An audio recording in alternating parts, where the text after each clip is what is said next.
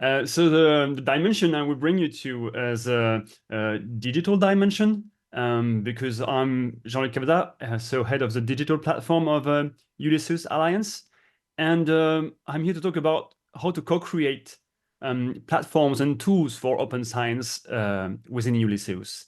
And to be fairly honest, when I joined Ulysses, this was my first step in the higher institution world, and I had to learn at the same time. So I was very fresh to the subject. So this guide that we produced in the scope of Compass is as well a testimonial of my personal journey into building those tools for the Alliance.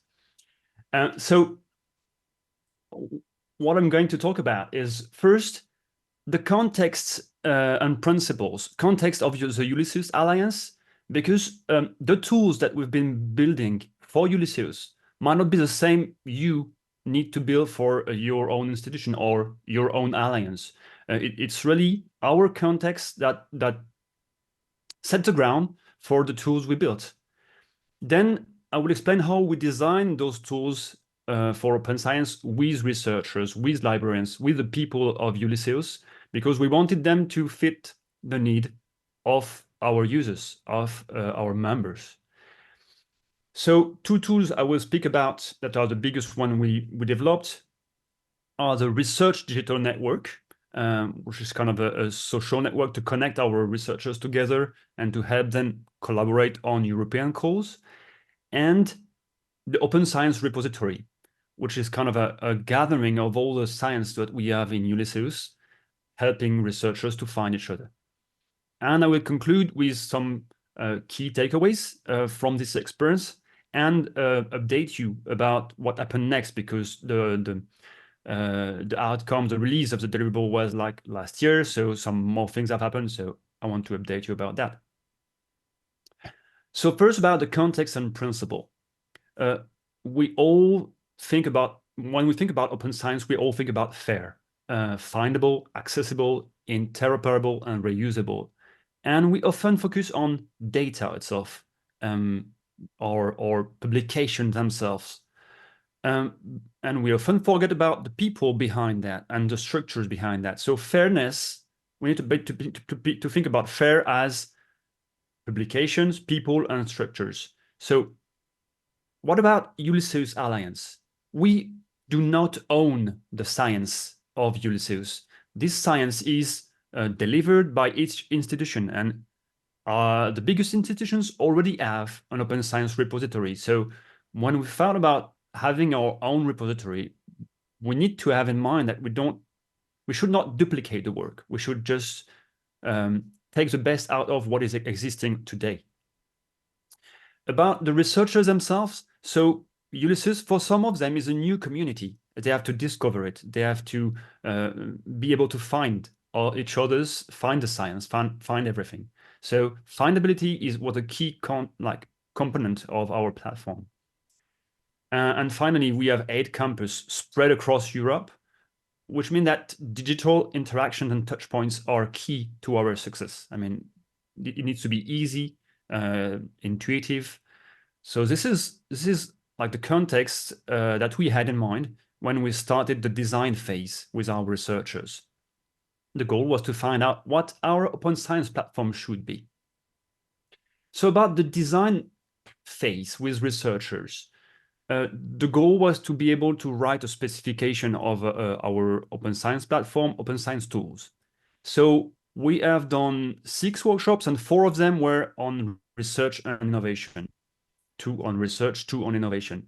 We had over 50 people attending. This was one of the first workshops of Ulysses, and we were able to write collaboratively more than 270 stories about the digital platform itself, and over 60 of them were strictly on research and innovation, but a lot of them were as well related to research and innovation. That's what I've not done a drill down. After those workshops, we need to go in detail, and so we did some in-depth interviews with researchers, librarians, non-academic staff, like all the community, to try to understand more in detail what those stories were meaning, like how to implement them concretely. In parallel, the whole consortium has designed a research and innovation mapping open survey with the goal of understanding better what are the research practices and the research structures that are existing within Ulysses. So the goal was to document Ulysses better and to be able, when we will apply the strategy, when we will use the tools, to apply it to existing structure and strategies. Sorry, my camera is sometimes bugging. I'm back. Finally, we did a quantitative survey. The goal was to know, okay, we know what we should do, but where do we start? How do we define our priorities? So more than 300 people took the time to answer the 100 questions we asked them, so a big survey, and we were able to quantify and to be able to know where to start. So that's why I'm going to talk about today the research network and the open science platform, which were two main subjects that were raised during the survey. So continuing on the design with researchers, it's not enough to know what you want to do and what to start with. You need to have an idea on how to make it, because we're like, I'm a software engineer as a background, and so there are plenty of ways of doing things. So we did what we call rapid prototyping, which means that we used PenPot software. It's an online software, open source, to be able to design very quickly screens together with the researchers. We design those screens, we show them to the work group on the topic. They give us feedback and we iterate very, very fast. In a matter of few sessions, we kind of knew exactly what we wanted to produce. And this is, I really enjoin you to do that. I mean, this is a key to detect issues. Maybe you have an understanding about the story or the service you need to provide. Making it concrete is really the way to go before coding anything. After, we had to follow few technical principles which arose during the discussion we had in the work groups. You may be familiar with the fact that researchers like to use private solutions. When they collaborate with other researchers on certain topics which might be sensitive, they don't want the data to be spread around the world. So they have asked us, if we do something, host it yourself, do it in a private way, so that we can trust the discussion we are having together on the platform. This often goes together with using open source software, because we need to host it, so it has to be kind of free or open. And that's what we did. We use open source software as much as we can in our technical stack. We need to choose as well software who have a proven track record, meaning that some members of the alliance need to know about them, because if we want to have some help at some point, we're just a small team, so we need to be able to get some support easily, either from the members or from big communities. And finally, we'd like to give as much as we receive. I mean that contribute to open source if we can. And so we choose some projects where we were feeling able to contribute as well, not only consume open source. So let's start with the research digital network. So it's all in one slide. So I will try to give you a glimpse of it in one slide. The goal of this research digital network was to make it easy for researchers to interact with each other in a very simple way. So it's like a Twitter way of interacting. So it's for public information you want to share, but it's a closed community. So you're in a safe place, let's say. The second goal is to be able to find other researchers easily, if they are on the network, or even if they are not on the network, but they are part of Ulysses, they are known Ulysses researchers. So we have made a little search engine that is able to find others, and you can invite them to the platform, you can follow them easily, you can interact with them easily. So really ease the findability. We have added the research keywords and profiles so that you can check if those people are relevant to you. And there is even a little algorithm that suggests you some people you might be interested in based on the keywords they have put in their profile. Finally, we support the groups in this social network, meaning that you can create your own groups, invite people to those groups, and when you mention the group in your publication, well, they will all see your content in your timeline, even if they don't follow you. To do that, of course, we cannot developed from scratch. So we use the biggest open source social network, which is called Mastodon, and we just customized a user interface to be able to add the features that were related to research. And here you have few of the screenshots. So the timeline, the search of people, a profile. So this is my profile, and some groups that exist. I suppose these are the groups I created during the test phase. Then let's switch to the open science repository. So as I said earlier on, we don't want to reinvent the wheel. So we don't force researchers from Ulysses to put their open science inside this repository.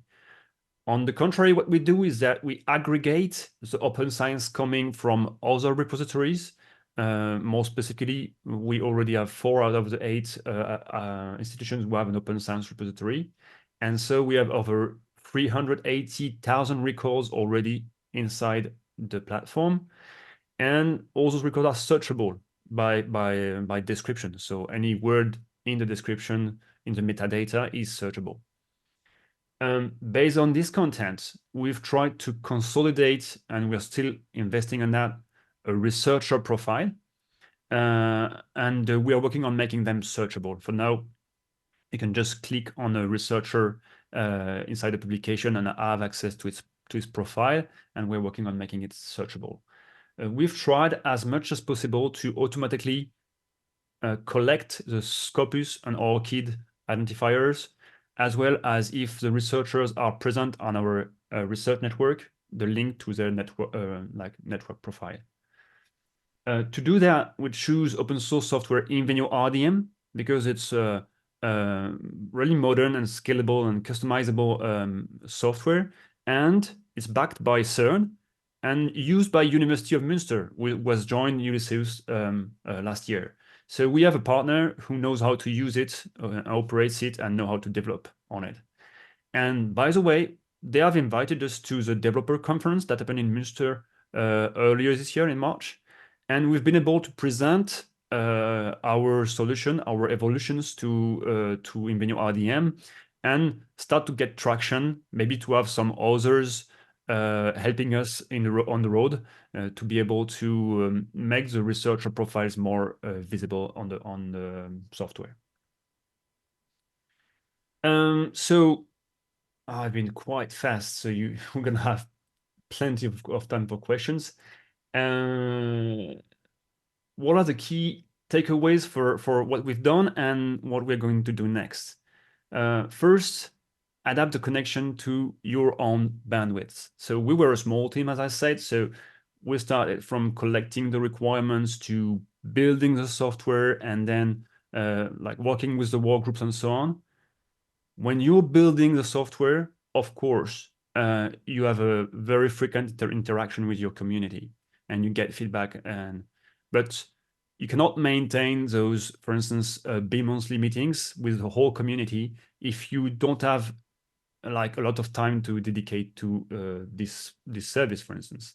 And we as a IT team, we switch from one service to another. So adapt the bandwidth to your availability and the work groups frequency to your availability, because you don't want to create too many expectations about what you're doing if you don't have the time to deliver afterwards. So this is what we're doing right now. We have less frequent interaction, and we try to join others' events rather than creating our own events where we invite the community. The second key thing about the tools that we've been developing is not a technical one, is as soon as you've started to create a community and you have started to deliver some tools for your community, you have to animate it. And that's why we do, and you need to think about it when you deliver those platform and social networks. You have to have people who like post frequently, react frequently, so that the community is alive. For instance, for the social network, the research network, we have made an open science competition with a prize to foster engagement. So the goal was that people post on the network some open science they have worked on with a link to our open science platform. And the goal was to get engagement and to get all your fellow researchers to kind of boost your publication. And we were able, thanks to this competition, first to have a lot of more users coming and interacting on the platform, and second, to offer to the winner a prize, so he could go to a conference in India and could show his topic, the one from his open science publication, to an audience in India. So it was a win-win situation for the researcher and us, the platform. Finally, you have to capitalize on opportunities. And being opportunistic is a really nice word. It should not be seen as a negative statement. We are a new alliance. We meet new people every day, and opportunities are a key driver to make things happen, real things happen. So, for instance, we use physical events in the alliance, and there are a lot of them that exist for researchers, such as the UCA Ulysses Researcher Days. But like any occasion that we have where researchers are gathered together in a Ulysses event, we try to push the digital touchpoint that we have, and we try to create communities on the specific topics that this event addresses. Let's say it's, for instance, for UCA Ulysses Researcher Days, it was health, aging and well-being. So the community was around that, but we had other events with other topics, and each time we try to grow the community on those topics. This is real for like researcher event, but any other kind of event could be an occasion to get feedback, show what we do, and have more users to interact together on the platform. I think that's it. So the good practices guide is available on the Ulysses website. You have the QR code here. It says much more than what I said on the topic. So I hope you're gonna enjoy it. And well, if you have any question, I think it's time for me to open the floor to questions. Yes, indeed. Thank you so much, Jean Loic. Yes, we do have a question from Stefan Schlegel, who is asking whether we are able to add our publications to the Open Science repository. And if yes, are there already registered users for us, or do we need to register ourselves? So the answer is a big yes. You can publish your science on the platform. It's already ready for you to authenticate with the Ulysses SSO. Like we've done an automatic authentication with your own institution. So here I suspect it's MCI, and so you just have to log in. It will create automatically an account for you. You can complete your profile and put stuff about you, and then you can like put your science, and it will be in the platform. So we try to make it as easy as possible, even if we don't think that it will be the main source of content that we're going to have. So it's open to all the Ulysses researchers to do it. And of course, if you have the mean to publish, you can always link the metadata here and just create a metadata record pointing to somewhere else. So you have the full freedom of doing what you want on the platform. All right, that's great. Thank you so much. A quick question for myself, Jean-Loic. Is this a finished product, or are there some continuous improvements being made? Updating and I mean, is the process of delivering it already finished? That's it. You can work with it, or there are new elements, functionalities coming up as well. Really good question. So for the social network, like the research network, we're going to make some small evolutions. Like we're working on making the one-one chat interactions more fluid, because today it's a bit strange the way it works. So to make it very like WhatsApp lookalike. So small adjustment like that for the social network, but the core functionalities won't change so much. Like most of the developments we're doing is on the open science platform, so it's working, it's in production, but we really want to make the researcher profiles more discoverable and more complete. and manageable. So we have a huge work on that is pending deployment, that is not yet in production, but it's not like preventing anyone from interacting with the software. It's in production, it works. So it's an evolution that is coming. We don't give target dates right now because, as I said, we juggle between different services. So we cannot well predict exactly when it's going to finish. But it's one of our main priorities. So it's going to come out before the end of the year for sure, and as soon as possible, maybe before summer or right after summer. I don't know. All right. Well, looking forward to that. Thank you very much for your work, and also thank you very much for the presentation. Let me see if we have another. All right, Stefan is coming back with a new question. Can I add my ORCID so that it automatically imports my publications? No. No, it doesn't. It won't work. I don't even know if there is a ORCID field in the profile right away. So, like as of now, as a production status right now, the best you can expect is that, and I think for Stefan it is the case, if I remember well. If we have your profile from Match for Cooperation and from Scopus, it will show off like it will show automatically, but there is no such import connection where it will retrieve everything from Scopus or retrieve everything from ORCID yeah, like in an automatic way. So yeah, I must say that the best is to I think he will have the Scopus already filled in, maybe the ORCID, so people will be able to click on his ORCID profile or Scopus profile, and then if he really wants the publication to be on the platform, then he will have to copy paste the excerpt, like the metadata description, at least the description, so that it's searchable and that people can find him with the keywords from his publication.